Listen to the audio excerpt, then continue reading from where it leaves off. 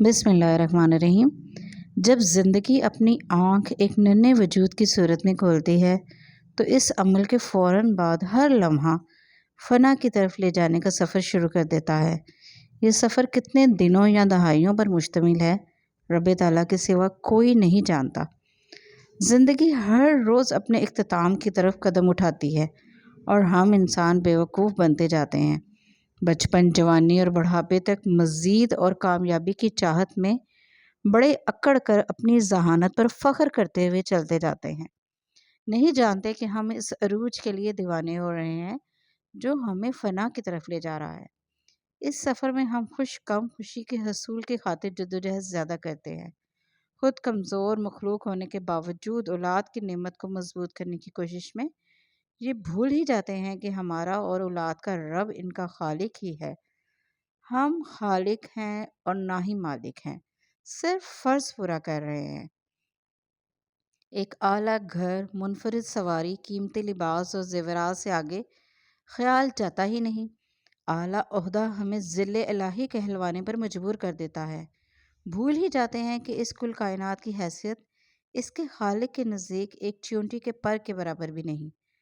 جانتے ہیں کہ انجام مٹی کی ایک چھوٹی سی ڈھیری ہے، پھر بھی مال، عزت، شہرت کی ہوس میں دوڑ دوڑ کر خود کو جلد منزل کی طرف لے جا رہے ہیں، منزل جو صرف فنا ہے۔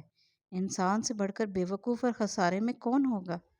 جو چاہتا تو بہترین سرمایہ کاری کر کے آخرت خرید لیتا، مگر وہ سب کچھ تجوریوں میں بند کر کے خالی ہاتھ حساب دینے چلا جاتا ہے۔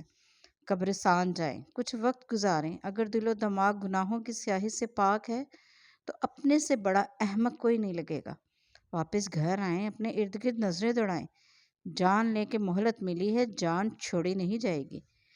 حساب کتاب بڑا کھرا اور پکا ہوگا۔ کپڑوں سے بھری الماریوں کو دیکھیں، جوتوں سے امٹتے ہوئے شوز ریک پر نظر ڈالیں، جائیدادوں کی فائلوں پر نظر دوڑائیں، زیورات کے ڈبے کھولیں۔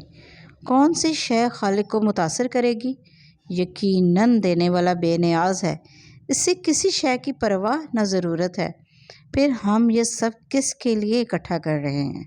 کوئی ہمسا نادان بھی ہوگا جس اولاد کے ایک بال کو بنانے کے قابل نہیں، اس کے مستقبل کی آسانیوں اور خوشیوں کو خریدنے چلے ہیں۔ جس گھر کے مالک کو اس گھر میں رہنا نصیب نہیں ہوا، اس گھر پہ قبضہ جمانے کی کوشش میں گناہ کرنے پہ تل جاتے ہیں۔ کچھ عرصہ قبل میں نے ایک ویڈیو کلپ دیکھا، شاید کسی فلم کا ایک چھوٹا سا ٹکڑا تھا۔ اس میں دکھایا گیا کہ مصر کے فرعون کے مردہ جسم پڑے ہیں، انہیں قیمتی زیورات سے آراستہ کیا ہوا ہے، قریبی جواہرات اور کھانے پینے کا سامان پڑا ہے۔